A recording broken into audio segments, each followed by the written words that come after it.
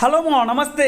ఎప్పట్లెక్కనే ఈ రోజు కూడా చేపలకు వచ్చినాం. ఈ తాతని ఏ అమ్మమ్మ తోలిందో ఏం కథో చేపలు మాత్రం లుంగితో పడుతుండు. మేము కొద్దిసేపు నిలబడి చూసినాం అసలు ఏం చేపలు పడుతుండని. ఆ లుంగిని ముంచుతుండు లేపుతుండు కానీ ఒక్క చేప పడతలే. మామ ఫస్ట్ ఈ తాతను అడిగినాం చేపలు మేము పట్టిస్తామని. ఈ తాత కోసం వలతో చేపలు పడుతుంటే ఇక్కడ పట్టుకుంటారేంది కొద్దిగా అసుంట పట్టుకోరు అంటుండు. తాతకి ఈ చేపలు నీకోసమే అంటే తాత ఇంటలేడు. గా తాత మాట వినకుండా పడుతున్నాం. ఈ చేపలన్నీ ఇస్తున్నప్పుడు సంబరపడతాడని. ఓ బుచ్చడు వచ్చినాయి ఇదా కదా ఇదా ఓ ఘోరంగా పడ్డాయి. ఓ తాత పిలు పిలు వద్దా.